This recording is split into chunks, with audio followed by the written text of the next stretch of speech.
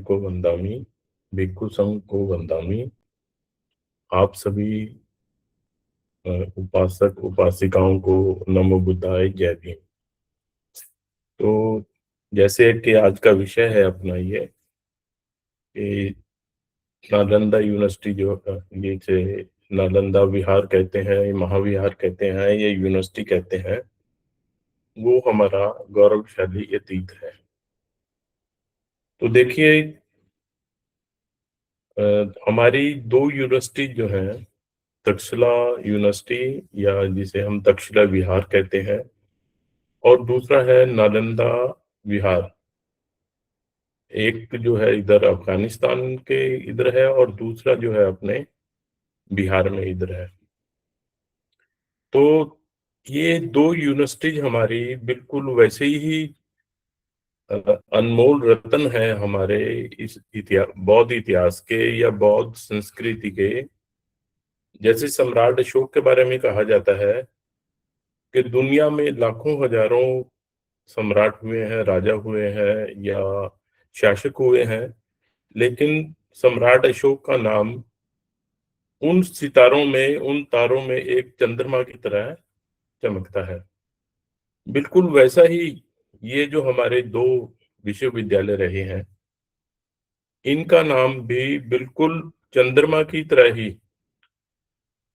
हमारे जो संस्कृति है, बौद्ध संस्कृति जिसे हम कहें, हम एक्चुअल में भारतीय संस्कृति ही बौद्ध संस्कृति है या बौद्ध संस्कृति ही भारतीय संस्कृति है। तो इसकी शान रहे हैं ये।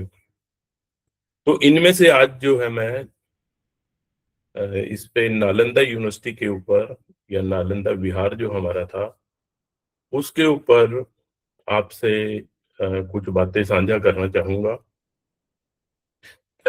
तो देखिए कि जो अपना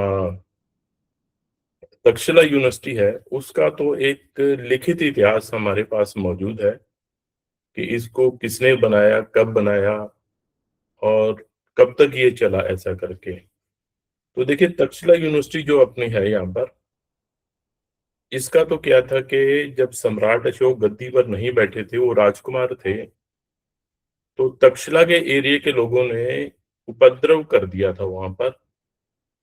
यानी कि अशांति वहां फैली हुई थी। तो उनके पिता जो है सम्राट बिंदुसार, उन्होंने राजकुमार अशोक को भेजा कि आप वहां जाके शांति स्थापित कीजिए। तो अब देखिए, कुछ लोग ये कहते, जैसे आमतौर पे हमें पढ़ाया जाता है कि सम्राट अशोक जो है वो कलिंग युद्ध के बाद जो है बुद्ध धर्म में शामिल हुए, लेकिन असल में उनका परिवार जो है, उनका जन्म ही एक बौद्ध परिवार में हुआ था। उनको वही संस्कार मिले थे जो एक बौद्ध परिवार के होते हैं। तो जब वो वहां उपद्रव शांत कराने के लिए गए, तो उन्होंने राजा की तरह तलवार नहीं उठाई। वहां जाके उन्होंने जो लोग अशांत थे उनसे बात की कि आपकी क्या मांगे हैं, आप उपद्रव क्यों कर रहे हो। तो उनमें से एक मांग उनकी ये थी कि हमारे यहाँ कोई उच्च शिक्षा का संस्थान नहीं है। तब उन्होंने वहां पर तक्षशिला में एक विहार बनाया। अब ये समझ, आज के समय का आप ये समझ लीजिए कि सीनियर सेकेंडरी स्कूल जैसे होता है या कॉलेज होता है, ऐसे उन्होंने वहां तक्षशिला की शुरुआत की। लेकिन नालंदा जो है उसके बारे में हमें बहुत ज्यादा पता नहीं है कि इसकी शुरुआत किसने की। हमारी किताबों में जो हमें सिर्फ इतना ही पढ़ाया जाता है कि गुप्त वंश के जो राजा थे, और जिनको आमतौर पे वो ब्राह्मण धर्मी या वैदिक धर्मी बताते हैं, उन्होंने यहाँ पर जो है नालंदा यूनिवर्सिटी की स्थापना की थी। तो जब हम इसके इतिहास में जाते हैं, तो सबसे पहले हमें बंते फायान की जो यात्रा विवरण है, उनकी जो किताब है, उसमें उन्होंने लिखा है कि यहाँ पर नालो या नाल नाम से एक गांव है, और इस गांव में जो है, ये गांव, इस गांव में बनते सारीपुत्र जो है उनका जन्म हुआ था, और उनका परिनिर्वाण भी इसी गांव में हुआ था।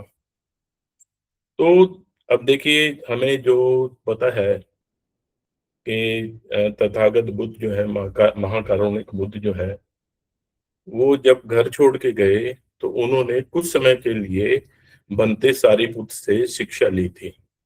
उनका जो भी ज्ञान था उनसे प्राप्त किया था।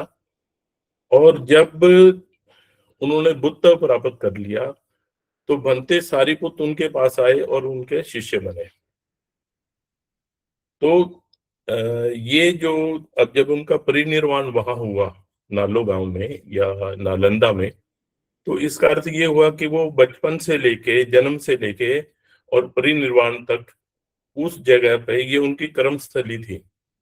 यहाँ पर उन्होंने, अगर आज के हिसाब से हम बोलें, तो वहाँ एक स्कूल खोला जिसमें वो शिक्षा देते थे, जो भी वो जानते थे, तर्क विद्या या योग की या प्राणायाम की जो भी शिक्षा वो जानते थे, वो लोगों में बांटते थे। और तथागत बुद्ध ने भी उनसे इस बारे में शिक्षा ली थी।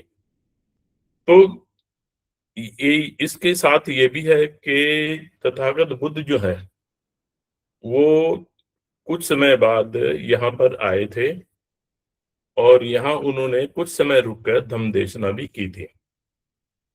तो इसका अर्थ ये हुआ, अगर हम इस हिसाब से चलें कि ये जो यहाँ का जो शुरुआत जो हुई इस नालंदा यूनिवर्सिटी की, तो हम ये एक हिसाब से ये कह सकते हैं कि बनते सारीपुत्र जो है, उन्होंने इसकी नींव रखी। ठीक है, उन्होंने कोई यूनिवर्सिटी नहीं बनाई, लेकिन जो उसकी शुरुआत है, एज प्राइमरी स्कूल लगा लें, एज हाई स्कूल लगा लें, उन्होंने यहाँ इसकी शुरुआत की।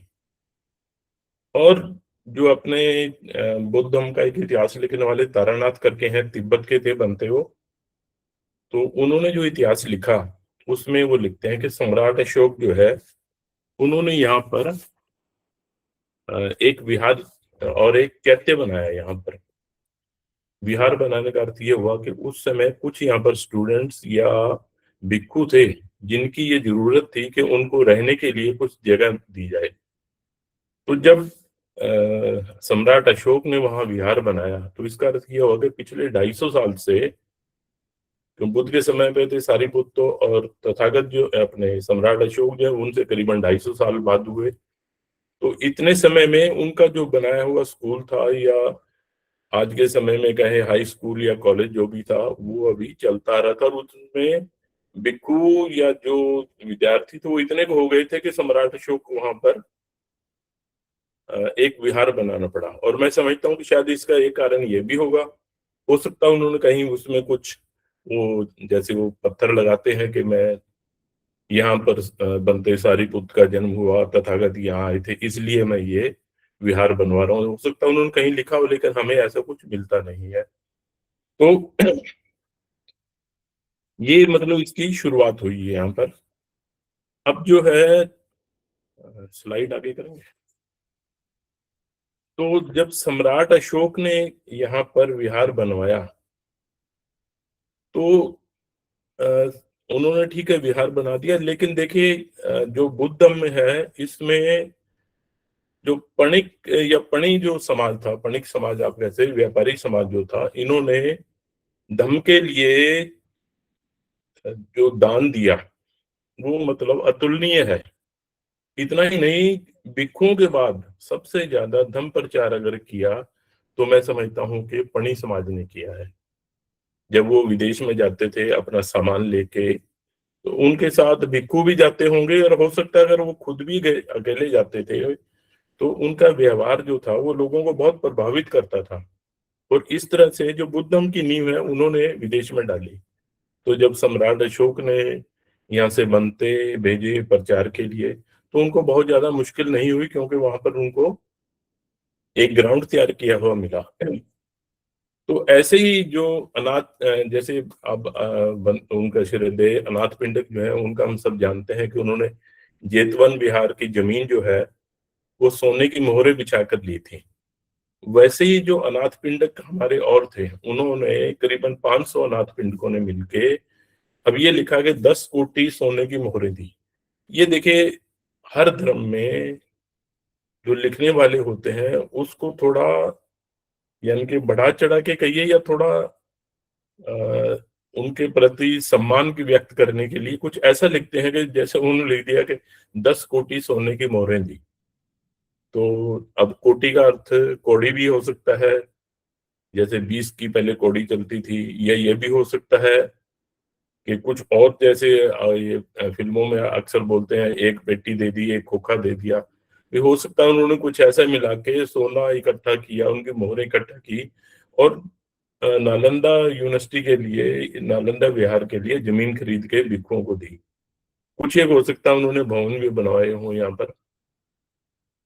ये चीज़ हमें एक स्पष्ट करती है हमारे सामने एक चीज़, कि हमारा जो बौद्ध समाज था, हमारा जो मूल भारतीय समाज था, ये शिक्षा का दीवाना था। शिक्षा के लिए हर समाज हर वर्ग जो था, चाहे वो बनते हों, चाहे वो अपने सम्राट हों, चाहे व्यापारी हों, चाहे किसान हों या मज़दूर हों, जो भी हो, सभी इस काम के लिए मतलब अपना सब कुछ निछावर करने के लिए तैयार रहते थे। और इतना ही नहीं, सभी पढ़ते भी थे। जो अगर हम उनके शिलालेख देखें सम्राट अशोक के, तो जो भाषा है उनके शिलालेखों की, वो ये दिखाती है कि हमारी जो लिपि थी उस समय इतनी विकसित थी, बिल्कुल जैसे आजकल देवनागरी लिपि है, उसके बिल्कुल बराबर थी वो। तो इसका अर्थ ये हुआ कि हमारा समाज पढ़ा लिखा होता था। पढ़ा लिखा तभी होता था जब हमारे सम्राट जो है, सम्राट अशोक जैसे, सम्राट कनिष्क जैसे, सम्राट हर्षवर्धन जैसे, सम्राट चंद्रगुप्त जैसे, ये लोग आगे आते थे। हमारे जो अनाथ पिंडक जो है वो आगे आते थे और शिक्षा के लिए वो हमें अपना धन देते थे और हमारा जो ये काम था ये चलता रहता था। और देखिए, जैसे ही अ, हम सत्ता से बाहर हुए या हमारी सत्ता खत्म हुई, तो उन लोगों ने सबसे पहला काम हमारा ये किया कि बौद्धों के लिए या मूल भारतीयों के लिए शिक्षा के दरवाजे बंद कर दिए। और शायद यही कारण है, शायद क्या असली कारण यही है, बाबा साहब ने जो हमें पहला आदेश दिया, शिक्षित बनो, कि जब तक हम शिक्षित नहीं बनेंगे, हमारा इतिहास नहीं जान पाएंगे, हमारी जो संस्कृति है उसको नहीं जान पाएंगे, हमारा जो विरासत है, हमारी जो धरोहर है, उसको नहीं जान पाएंगे। अब बहुत से खंडर मिलते हैं हमें। अब जैसे राखीगढ़ी में मिले हैं यहाँ पर, वो सभी लोग जो है अखबार वाले और ये, वो अपना एक ही प्रचार कर रहे हैं, महाभारत काल का है, महाभारत काल का है। कोई भी उनमें से, क्योंकि हम अभी शिक्षित नहीं हुए हैं, हम अभी आवाज उठाने के काबिल समझो नहीं हो पाए हैं कि हम कहें कि नहीं भैया ये तो हमारा है, आपका इससे क्या लेना देना। खैर चलिए, ये मतलब जो नालंदा पे जो है, इस तरह से नालंदा जो है शुरुआत हुई। सम्राट अशोक ने विहार बनाया और जो दानी अनाथ अनाथ पिंडक थे उन्होंने दान देके इसको आगे बढ़ाया। इसके बाद क्या है कि जो गुप्त राजा जो है, अब देखिए हमें जो इतिहास पढ़ाया जाता है उसमें ये कहा जाता है, मैं अक्सर यहाँ बोलता हूँ, बाकी मेरे जो और कहीं भी वार्ता होती है, तो ये हमें क्या पढ़ाते हैं कि ये गुप्त राजा है, हमें पता ही नहीं ये कौन से वंश के हैं। लेकिन ये गुप्त शब्द जो है ये आदर के तौर पे नाम के पीछे लगता था। ये लिच्छवी राजा थे, चंद्रगुप्त, जो सम्राट चंद्रगुप्त थे, उन्होंने इसकी स्थापना की, वो लिच्छवी कुल से थे। और उनके बारे में पिछले मैंने आपको एक क्या वो उनका जो एक सिक्का वो दिखा के ये दिखाया था भी, कैसे उनको ये बदनाम किया जाता कि वो अश्वमेध यज्ञ करते थे। वो तो वैदिक धर्म को मानते थे, लेकिन कोई भी गुप्त काल की कोई भी आप चीज देख लें, चाहे अजंता एलोरा की गुफाएं देख लें, चाहे उनके बनाए हुए ये नालंदा यूनिवर्सिटी जो है ये देख लें, इसमें कहीं भी बौद्ध धर्म के सिवा और कोई किसी चीज का कहीं कोई अंश भी नहीं है। तो बंटी हुनसांग जो है, उन्होंने अपने जो यात्रा विवरण है उनमें ये लिखा कि सम्राट कुमारगुप्त जो है, जिनको शक्रादित्य भी कहा जाता है, उन्होंने 455 के या 430-35 के आसपास यहाँ पर ये जो पहले जगह थी उसमें से और सही ढंग से जगह लेके, और पहला जो है यह विहार, या जिसे हम रेजिडेंशियल एजुकेशनल इंस्टीट्यूट जो है उसकी स्थापना की, उसकी नींव रखी। उसके बाद उन्होंने जो है अपना और विहार बनवाए, फिर आस अड़ोस पड़ोस के और विदेश तक के जो राजा थे, उन्होंने आके अपने अपने नाम से यहाँ पर किसी ने चैत्य बनवाया, किसी ने मन्नत स्तूप बनवाया, और इस तरह इसमें यानी कि बीसियों ही भवन जो है वो बन गए इसमें। किसी ने लाइब्रेरी बनवाई, इस तरह करके ये जो है पूरी यूनिवर्सिटी जो है ये बन गई। आप ये समझ लिए करीबन 500 ईस्वी के आसपास ये पूरी तरह से यूनिवर्सिटी जो है अपना काम करने लग गई।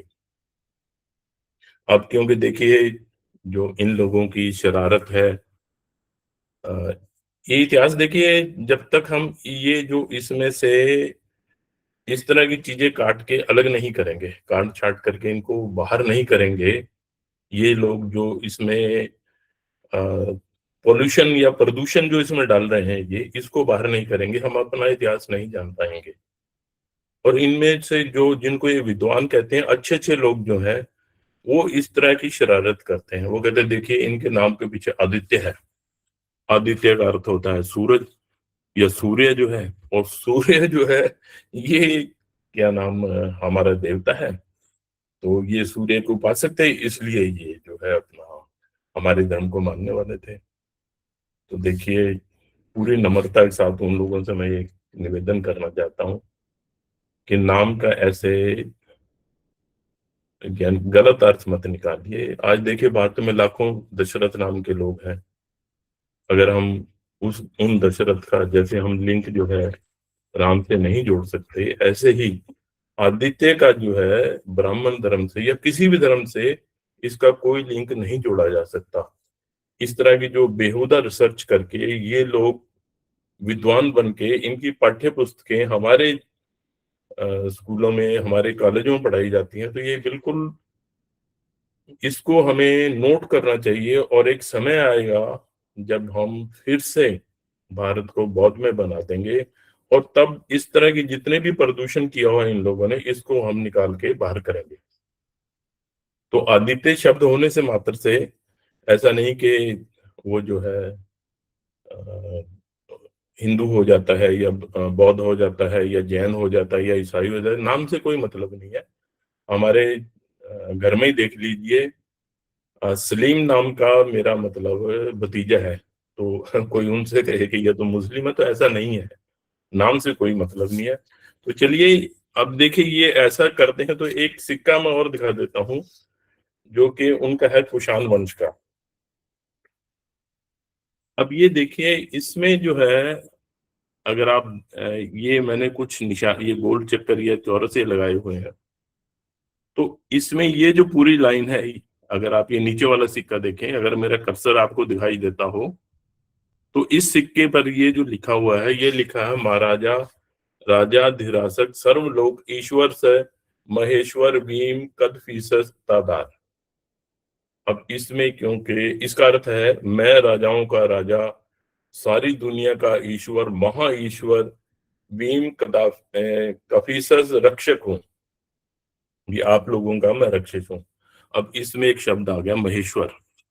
अब ये महेश्वर आने पर उनके लिए एक जैसे ना वो मिल जाता है, एक बहाना मिल जाता उन लोगों को कि देखो ये महेश्वर है, ये तो शिव के पुजारी थे। लेकिन अगर आप इसको देखें, इस सिक्के में एक साइड में ये जो है, जो लेफ्ट साइड में है, अगर मेरा कर्सर आपको दिखाई देता हो तो ठीक है, नहीं तो लेफ्ट साइड में जो मैंने गोल किया हुआ है, इसमें त्रिरत्न का निशान है। ये बिल्कुल वैसा ही है जैसा कि सांची के स्तूप पे बना हुआ है। तो जब ये बुद्ध का निशान है यहाँ पर, तो कोई ये कहे कि ये जो पीछे जो है ये शिव का निशान है, तो मैं समझता हूँ ऐसे लोगों के अ, मैं शब्द नहीं यूज करना चाहता, अभी इन्होंने गलत काम कर रहे हैं ये। अब इसमें क्या है कि ये एक निशान जो है यहाँ जो नीचे बुद्ध, ये नीचे देखिए दूसरा सिक्का जो है, इस पर इधर बुद्ध लिखा हुआ है, और इस साइड में जो है एक चार डंडी वाला एक निशान बना हुआ है। अब इसमें मेरे पास जितनी भी किताबें मैंने पढ़ी इन सिक्कों के ऊपर, वो क्या लिखते हैं कि ये नंदी के पैर के निशान हैं। अब देखिए, आप लोग समझदार हैं, दुनिया में किसी भी आदमी से आप किसी भी जगह आप ये दिखा दो, क्या कहीं भी बैल का निशान, पैर पैर जो खुर है उसका निशान ऐसा होता है? ऐसा कभी नहीं होता। लेकिन वो हमें हमारे स्कूलों में, यूनिवर्सिटी तक में ये पढ़ाते हैं कि देखिए उसका बैल के खुर का निशान है जो नंदी की सवारी होता था। तो ये हमारा इतिहास इन्होंने इस तरह से जो है बिगाड़ के, प्रदूषित करके अपने नाम किया हुआ है। हमारे सभी ये जो सम्राट हैं, पहले सम्राट जो थे राजा बिंबिसार थे, और आखिरी जो है सम्राट हर्षवर्धन है 647 ईस्वी तक। इन बिटवीन जितने भी हमारे शासक हुए हैं सभी के सभी बौद्ध थे, उनमें से कोई भी दूसरे धर्म का नहीं था। हाँ, बीच में एक जैन राजा कहीं हुए हैं लेकिन अदरवाइज जो है ये हमारे सभी लोग जो थे राजा, ये बुद्ध को मानने वाले थे।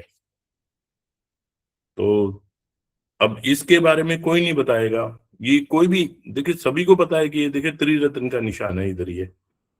अब ये जो चार डंडी है, मैं समझता हूँ, खैर मैं इसका दावा नहीं करता कि मैं जो कह रहा हूँ सच है ये, लेकिन ये चार डंडी हो सकता है हमारे चार आर्य सत्य जो है उनके लिए बनाया गया हो, और नीचे जो ये धम्मचक्र या कुछ ऐसा निशान जो है ये बनाया गया है।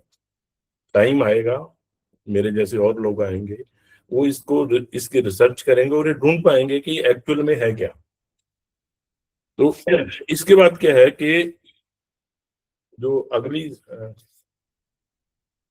अगला सवाल जो है वो दावे ये करते हैं, क्योंकि ये सभी लोग जो थे वो उसको मानते थे, ब्राह्मण धर्म को या वैदिक धर्म को मानते थे, इसलिए नालंदा यूनिवर्सिटी जो है उसमें तो, अच्छा चलिए इसका थोड़ा ये इतिहास ज्ञान के देखिए, हम पहले मैं थोड़ा बात कर चुका हूँ, वैसे ही बता देता हूँ ये कि नालंदा यूनिवर्सिटी की शुरुआत जो है बनते सारिपुत ने किया। तथागत बुद्ध यहाँ, राजकुमार सुगत जो थे यहाँ शिक्षा लेने आए, बाद में यहाँ पर दमदेशना भी की। सम्राट अशोक ने यहाँ पहला चैत्य और विहार बनाया, उसके बाद जो पणिक वर्ग है उन्होंने इसको संभाला, और जो अपने गुप्त राजा है उन्होंने विधिवत यानी कि यहाँ पर यूनिवर्सिटी का निर्माण करवाया। सम्राट हर्षवर्धन है, उनके बाद जो पाल राजा है उन्होंने इसका जो है पूरा अपना ध्यान रखा, इनको दान दिया, और भिक्षुओं के लिए जो भी खाना पानी जो भी है उसका प्रबंध किया। एक राजा थे सुमात्रा के, उन्होंने यहाँ एक विहार बनवाया, और साथ में जो उस समय वहाँ के जो लोकल राजा थे उनसे कहा कि ये 5 गांव जो है ये आप उन इनका जो रेवेन्यू आता है, इनका जो मालिया आता है, वो आप जो है इन इस विहार को देंगे, और उसकी क्षतिपूर्ति आपकी मैं कर दूंगा। तो ये इस तरह से बौद्ध राजा जो है उन्होंने इस यूनिवर्सिटी को अपना चलता रखा। अब देखिए, जब क्योंकि जब ये शिक्षा के केंद्र नष्ट हो गए, जब दुनिया हमें विश्व गुरु मानती थी, अ, शिक्षा के मामले में, मतलब मैं समझता हूँ कि रोम, यूनान, मिस्र, और इधर अपना ये जो अरब मुल्क है, चीन और कोरिया और ये जापान, यहाँ तक के सभी लोग जो है हमारे यहाँ पढ़ने आते थे। उनके स्टूडेंट्स हैं या शोध करने जो लोग आते थे, यहाँ पढ़ने आते थे, यहाँ शोध करने आते थे। बिल्कुल वैसे ही पिछली बार जैसे बता रहा था कि बाबा साहब वहां गए थे, अपने अमेरिका गए या फ्रांस गए, इंग्लैंड गए, तो बिल्कुल ऐसे ही हमारी यूनिवर्सिटी में बाहर से लोग आते थे। तो उस समय लोग यहाँ पढ़ने आते थे, और जब ये यूनिवर्सिटी खत्म हो गई, हमारा बुद्ध धर्म यहाँ से यानी कि नष्ट कर दिया गया, तो फिर देखिए समय ऐसा आया कि जब हमारी पहली जनगणना हुई तो उसमें 6 या 7, उसमें मेरा 5.5 या 7%, मतलब 7 से ज्यादा नहीं है, इतने ही लोग पढ़े लिखे होते थे। और मैं समझता हूँ उसमें मदरसे में पढ़े हुए जो मुस्लिम हैं वो शायद 90% तो वही लोग होंगे। तो एक समय वो था कि हमारे सम्राट ने जगह जगह पत्थरों पे अपनी वार्ता लिखवा दी थी, स्तंभों पे अपनी वार्ता लिखवा दी थी, गुफाओं पे अपनी वार्ता लिखवा दी थी, लोग पढ़ते थे उनको।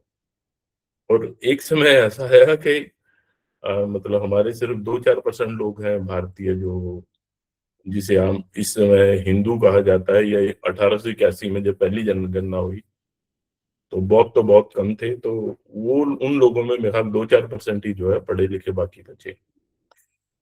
तो चलिए खैर ये ऐसा ही है, अपना जो है ये हमारा इतिहास है, दुखदाई इतिहास है। अब जो है एक मेन विषय जो है वो ये है कि हमें ये कोई किताब उठा लो आप, चाहे राधा कृष्णन की हो, चाहे किसी सड़क छाप जो लेखक है उसकी हो, वो सभी एक ही सड़क छाप बात करते हैं कि नालंदा यूनिवर्सिटी में, तक्षशिला यूनिवर्सिटी में हमारे वेद पढ़ाए जाते थे, हमारे उपनिषद पढ़ाए जाते थे। लेकिन आप जितने भी अ, विदेशी यात्री आए, या उस समय की जितनी भी किताबें हैं लिखी गई इतिहास पे, या और जो भी है, उनमें कहीं भी किसी ने भी इस चीज का उल्लेख नहीं किया है। तो जब हम ये देखते हैं बनते जो यहाँ जितने भी आए, बनते पायन के समय में तो यहाँ पढ़ाई शुरू नहीं हुई थी इतनी, इस तरह के लोग जो है यहाँ विदेशी विद्यार्थियां पढ़ने आए। लेकिन बनते ह्यून के समय ये पूरी यूनिवर्सिटी काम कर रही थी। बनते ह्यून खुद यहाँ पढ़े। बनते इत सिंह जो है वो मेरे ख्याल 10 या 12 साल यहाँ पढ़े। तो जब वो यहाँ पढ़ रहे हैं तो वो नेचुरली बात है कि जो आदमी वहां पढ़ा है वो जो लिखेगा कि यहाँ ये सब्जेक्ट पढ़ाए जाते हैं। अगर सपोज जैसे मैं पंजाब यूनिवर्सिटी में पढ़ा हूँ तो मुझे पता है भाई वहाँ क्या कुछ पढ़ाया जाता है। अगर कोई मुझसे कोई कहेगा जो वहाँ एमबीबीएस पढ़ाई जाती थी, तो मैं कहूंगा नहीं, वहाँ एमबीबीएस नहीं पढ़ाई जाती थी। वहाँ लॉ पढ़ाई जाती थी, बायोटेक्नोलॉजी पढ़ाई जाती थी, फिजिक्स केमिस्ट्री ये सभी वहां पर जो है उसकी शोध होती थी, लेकिन एमबीबीएस वहां नहीं होती थी। तो ऐसे ही जो ये यूनिवर्सिटी जो यहाँ के स्टूडेंट रहे हैं, वो ये बताते हैं कि यहाँ पर 5 विषय जो थे वो पढ़ाए जाते थे मेन। पहला विषय है शब्द विद्या। शब्द विद्या जिसे यानी उस समय इसको शब्द विद्या कहा जाता था, आजकल इसको ग्रामर या व्याकरण कहा जाता है। और जब तक देखिए आप व्याकरण जो है वो नहीं जानते हैं, उसका आपको ज्ञान नहीं है, तो आप शब्दों का सही इस्तेमाल करना, प्रयोग करना, कौन सा शब्द कहाँ लगाना है, ये जान नहीं पाते हैं। मराठा शो के बहुत से उनके जो शिलालेखों में उन्होंने 3 जैसे वो उनका धम की जो परिभाषा है, अब सिन में बहू कायने दया दाने सच्चे सुचाए, मैं खाली 5-6 शब्दों में उन्होंने पूरे जो धम है उसका निचोड़ निकाल के रख दिया कि देखिए धम ये होता है बुराई से बचना, दया करना, करुणा रखना, दान करना, और अ, और सुचितापूर्ण जीवन जीना ही धर्म है। अब देखिए ये जो उन्होंने इतनी सी बात के बीच ये तभी कर सकता आदमी जब उसे भाषा का ज्ञान हो। भाषा का ज्ञान तब होगा जब उसे व्याकरण का पता हो।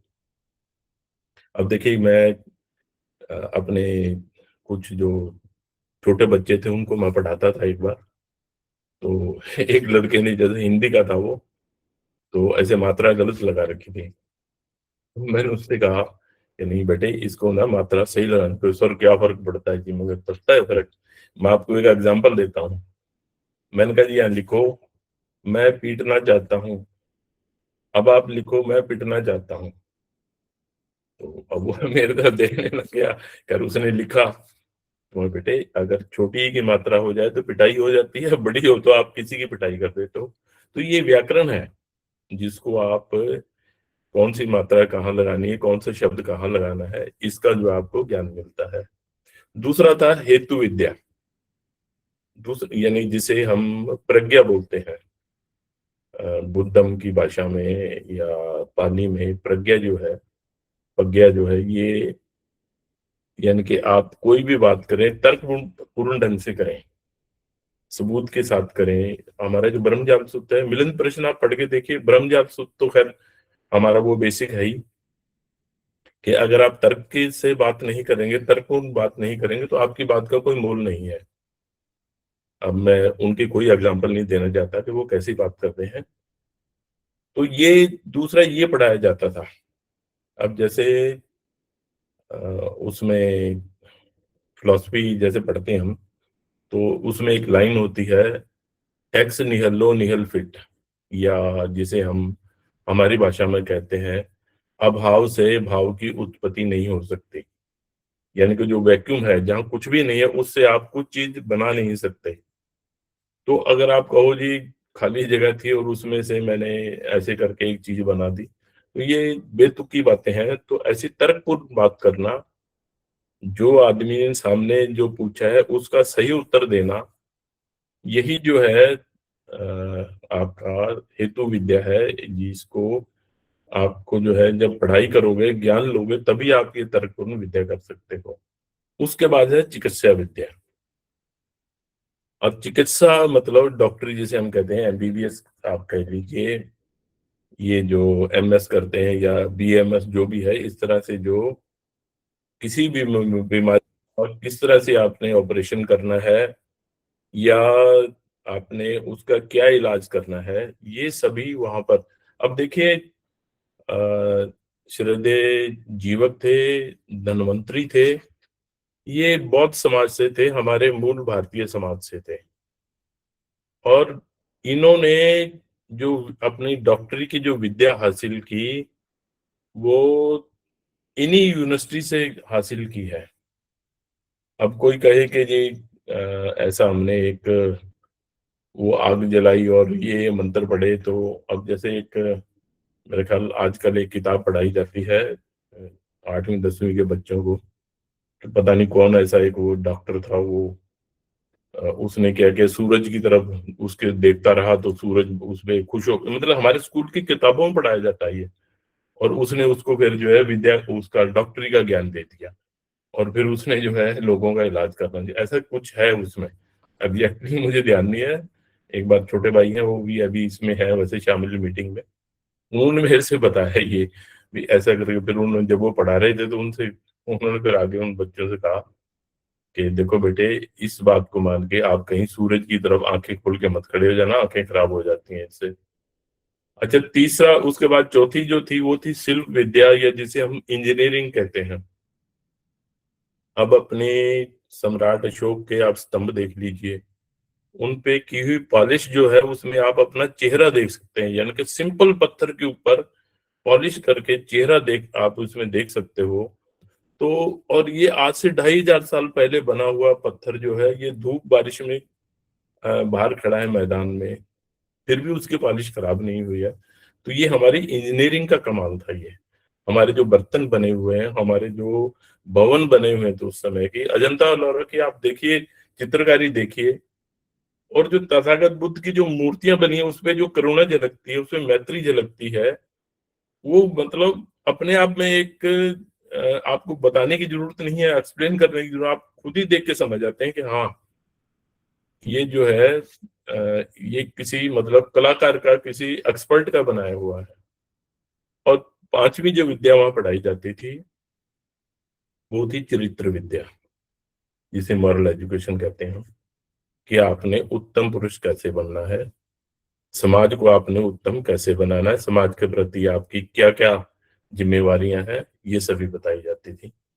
और जो वहां नहीं पढ़ाए जाते थे, वहां कभी भी वेद उपनिषद गीता या ऐसी कोई किताब कभी नहीं पढ़ाई गई। अगर कहीं पढ़ाई होती तो कोई न कोई विदेशी जो विद्यार्थी है, शोधार्थी है, वो अपने साथ लेके जाता, और आज हमें मिलती।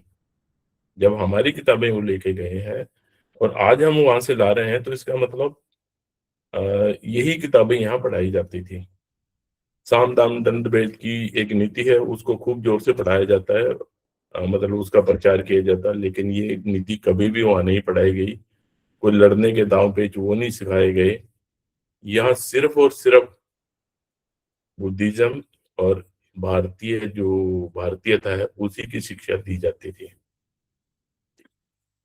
अब देखिए, कुछ लोग जो है, इसमें पिछली बार मैंने आपको बताया था वैसे ये, कि इसमें एक चतुर्विद शब्द उन्होंने इस्तेमाल किया है अपने बनते हुमसांग ने। तो उसका अर्थ करते हैं, देखिए विद का अर्थ वेद होता है, और मैंने खैर आपको बता दिया, ज्यादा एक्सप्लेन नहीं करूंगा। तो वो जो चार विद्याएं थी, वो थी शिव, शरीर को जिसे तंदुरुस्त बनाने का, योग करने का, दूसरा तजु यानी कि पूजा और कर्मकांड करने का, तीसरा है पिंग यानी कि रश्मि, जैसे गुरु के सामने दंडवत होना, भाई कैसे आपने हाथ पर फैलाने हैं उसके लिए, और चौथी है शिव कला, मतलब ये आपने ये चीज है। तो देखिए अब ये तो था अपना, अब है कुछ ये नाम जो है मैंने आपके सामने रखे हैं, जो वहां पढ़ाने के लिए शिक्षित थे, या वे लोग जो वहां पर पढ़कर गए हैं। बनते नागार्जुन है, आर्यदेव है, असंग वसुबंधु है, दिग्नाग है, धर्मपाल है, शीलभद्र है, इन्होंने, और जैसे मोस्टली जो है इनमें विदेशी जो शोषा अपने शोधार्थी थे जो यहाँ रिसर्च करने आए थे, उनके नाम है कि ये लोगों ने यहाँ पर जो है, यहाँ पर अपना अध्ययन किया, अपने यहाँ शोध किया। अब जैसे बनतेज सिंह है, वो करीबन 5 लाख श्लोकों वाली किताबें लेके गए हैं। और जो कुछ ये लोग हैं जैसे पद्म संभव है, ये इन्होंने तंत्र मंत्र जो है वो शुरू किया यहाँ पर, फिर अपना तिब्बत में जाके उन्होंने लामावाद शुरू कर दिया।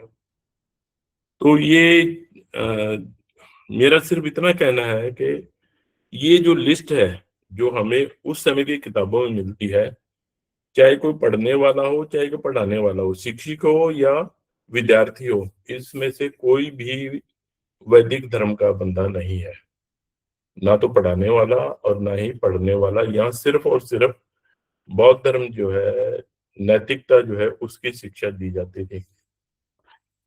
तो अभी मैं इसको स्लाइड, अब देखिए कि जो ये इसकी संरचना कैसे थी।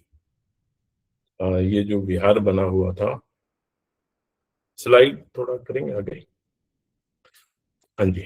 तो देखिए जो हमारी जो एएसआई है, यानी कि जिसे आर्कियोलॉजिकल सर्वे ऑफ इंडिया कहा जाता है, पुरातत्व विभाग जो कहता है, उन्होंने कई किताबें वहां के ऊपर लिखी हैं कि हमें वहां क्या मिला क्या नहीं मिला।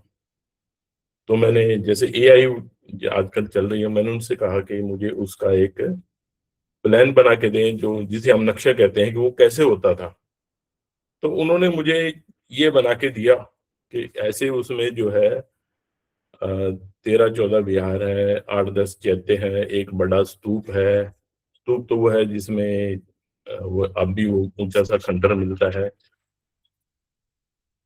और फिर मैंने दूसरे और जो किताबें थी उनके आधार पे पूछा। अगली स्लाइड दिखाएंगे। तो उसमें उन्होंने ये नक्शा बना के दिया कि देखिए इसमें यानी कि ऊपर से नीचे ऐसे जो है, यानी कि बाएं से दक्षिण से उत्तर की तरफ और पूर्व से पश्चिम की तरफ एक 100 फुट चौड़ी रोड निकलती थी, जिसके दोनों ओर जो है ये विहार, लाइब्रेरी और ये सभी चीजें जो थी ये बनी हुई थी।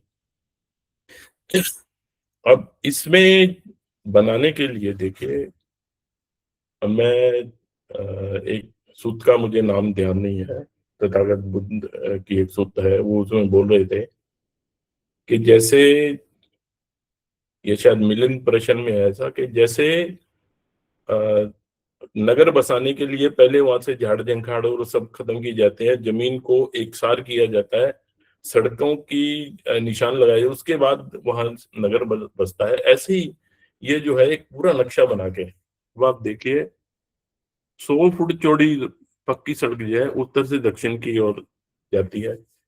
अब आप ये सोचिए, आज जो सेक्टर बनते हैं उनमें कहीं कहीं 100 फुट चौड़ी सड़क बनती है, और हमने जो है आज से अगर 400-500 ईस्वी में लगा तो 1500 साल पहले जो है हमने 100-100 फुट चौड़ी सड़क छोड़ के, जबकि उस समय वो मोटर गाड़ी कुछ नहीं चलता था, हमने ये जो है ये अपना विहार बनाया। इसमें जैसे एक साइड में विहार थे, चैत्य एक साइड में जैसे लाइन में बने हुए हैं, पुस्तकालय जो है वो बीच बीच में पुस्तकालय है। और देखिए जो रत्ना दधी करके जो है ये लाइब्रेरी जो है, इसकी बिल्डिंग 9 मंजिल थे, बाकियों की 3-3 मंजिल थी।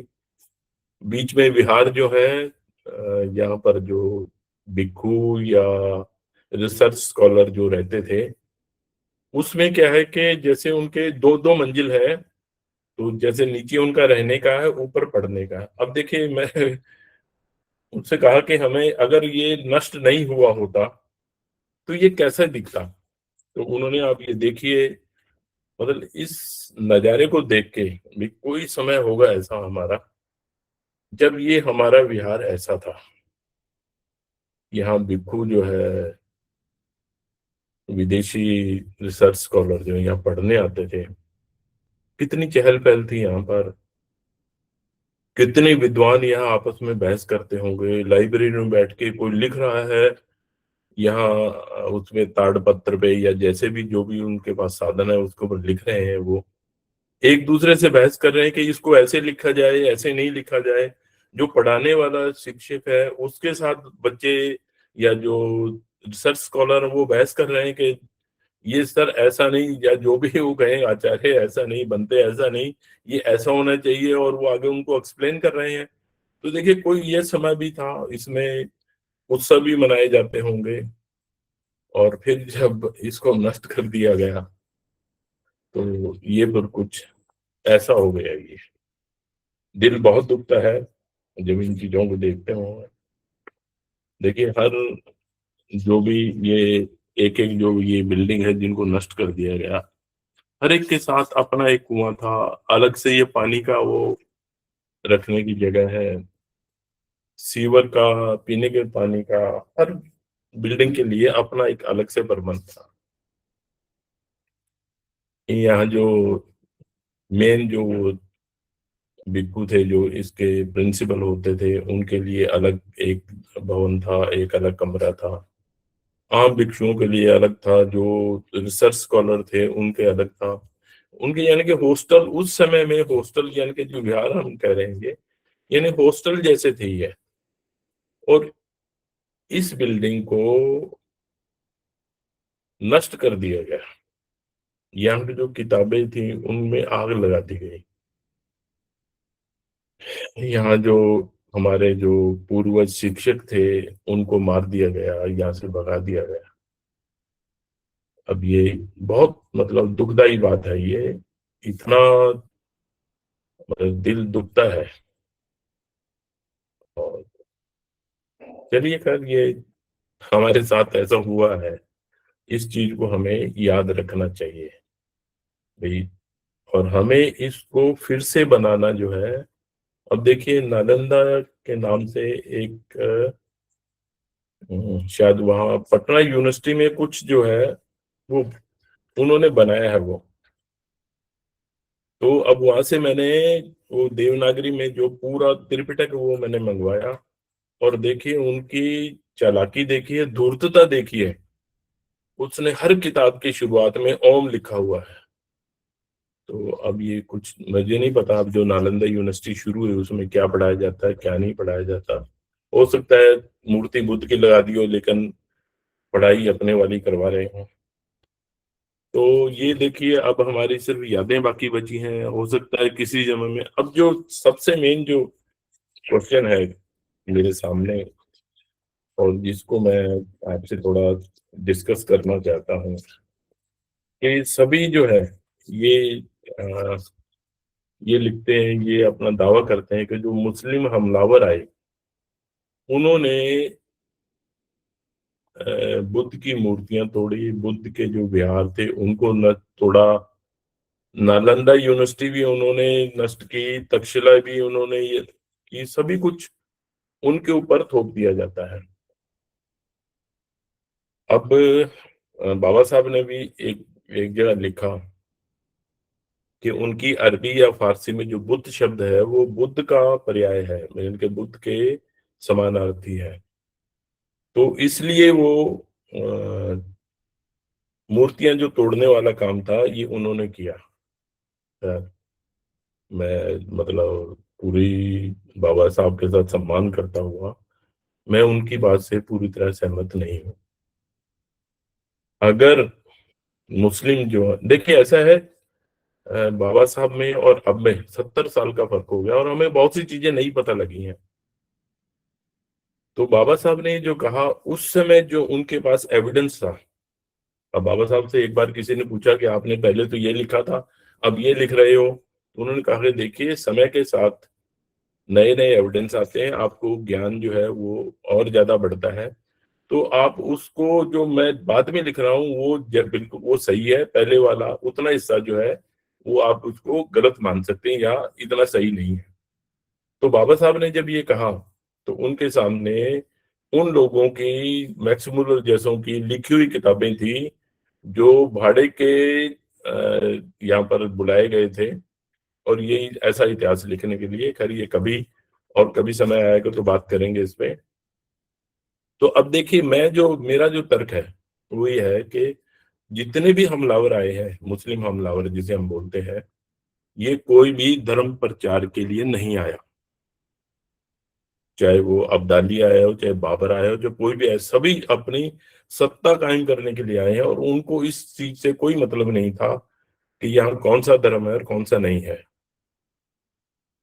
अगर उन्होंने मूर्तियां तोड़नी होती, तो उनके रास्ते में सबसे पहले जो मूर्ति आती है, वो बामियान की आती है, जिसको अब तालिबानों ने अब जाके पिछले 5-7 साल 10 साल पहले उन्होंने नष्ट किया था। उनसे उसके आगे फिर गंधार की जो मूर्तियां हैं, जो तक्षशिला है उसकी मूर्तियां हैं, वो नहीं उन्होंने तोड़ी। मथुरा में मूर्तियां नहीं तोड़ी। उन्होंने नालंदा में आके ही मूर्तियां क्यों तोड़ी, यहाँ का विहार क्यों तोड़ा? तो उसके लिए फिर एक वो लिखते हैं कि बख्तियार खिलजी नाम का एक आदमी था, मुस्लिम हमलावर था, उसने जो है ये तोड़ा। लेकिन जब आप जितने भी लेखक हैं, वो सिर्फ एक ही नाम बताते हैं, बख्तियार खिलजी, बख्तियार खिलजी। इसके अलावा और किसी का नाम नहीं लेते वो। लेकिन बख्तियार खिलजी जो है, देखिए, एक वो कहावत है अपने कि मूर्ख दोस्त से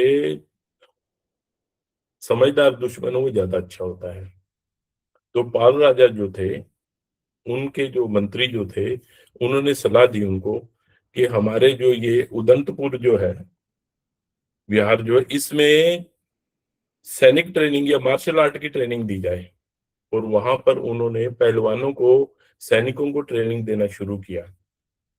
तो जब ये बख्तियार खिलजी ने उदंतपुर पे हमला किया, अपने वहां आया, तो उसने देखा कि अंदर लोग जो है हथियारों की प्रैक्टिस कर रहे हैं, तलवारबाजी और ये वो। तब उसने उदंतपुर पे हमला किया। उसके जो, अब देखिए, भिक्खू थे अंदर, मोस्टली पहलवान तो 5, 7, 10, 20 ही होंगे, वो सभी मारे गए। अब जब वो, क्योंकि अंदर घुसे, सबको मार दिया। उसके बाद में जब उन्होंने देखा कि धन तो यहाँ है ही नहीं, यहाँ तो लाइब्रेरी किताबें किताबें हैं। तो जिस आदमी ने इसका, जो वो लेखक था, जो दरबारी लेखक होता है, इसका नाम मुझे नहीं ध्यान क्या है उसका, जो ऐसी चीजें, तो उसने लिखा ये कि बख्तियार खिलजी को बहुत ज्यादा पश्चाताप हुआ इस बात का कि यार मैंने ये क्या कर दिया। फिर उसने वहां से किताबें उठाई और विद्वान ढूंढे, कोई पढ़ के दिखा सुना दे उसको, लेकिन कोई सुना नहीं पाया। तो उसके बाद वो जो है, उन किताबों को अपने, जहां भी कोई और लोग मिले, उनसे अपनी भाषा में अनुवाद कराया और उनको पढ़ा।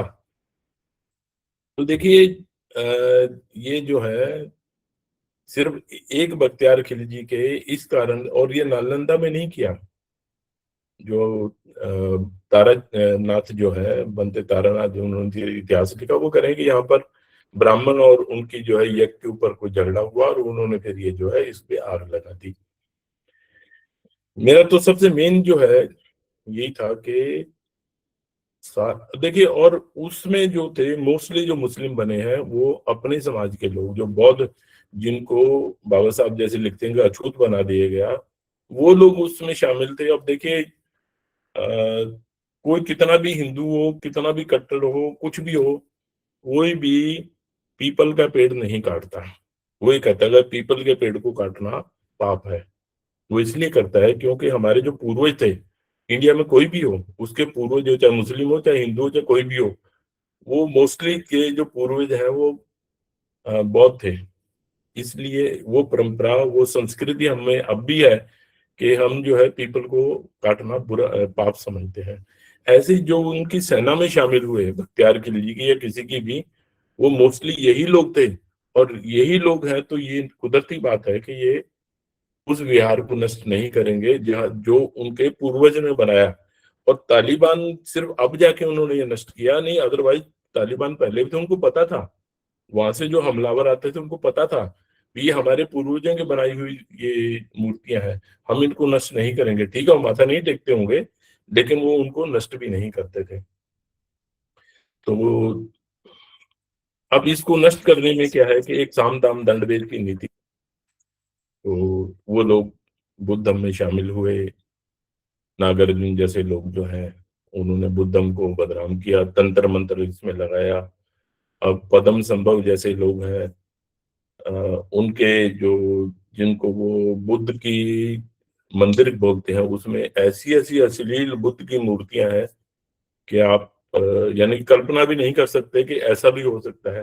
अब वो लोग भी ये कहें कि जी मैं भी बौद्ध हूँ, तो इसलिए अब लोग तो चाहते थे कि ऐसे लोगों से छुटकारा मिले। फिर उनमें क्या है कि पंजाबी में एक शब्द होता है भंबल, यानी कि जिसमें आदमी को समझ ही नहीं आती भाई मैं क्या करूं, डाउट्स उसमें क्रिएट हो जाते हैं। तो ऐसा ही ये जो ये जो लोग थे ऐसे जो इसमें साम नीति के तहत इसमें घुसे, उन्होंने जो है अपना बुद्धम को इतना यानी कि वो कर दिया कि जो आम उपासक था उसको समझ ही नहीं आता था कि मैं किसके पीछे जाऊं। और जो तंत्र मंत्र होने लगा तो फिर उन्होंने ये कहा कि इसको जो है ऐसे लोगों से छुटकारा ही अच्छा है। फिर जो पैसा मिलने लगा तो उसमें फिर बिल्कुल जो है फ्री की खाने भी लग गई। ये तो हर हर समय ऐसा होता है। दंड की जो देखें तो ये जो अभी मैंने आपको चित्र दिखाया आग लगाने वाला, तो ये दंड का था।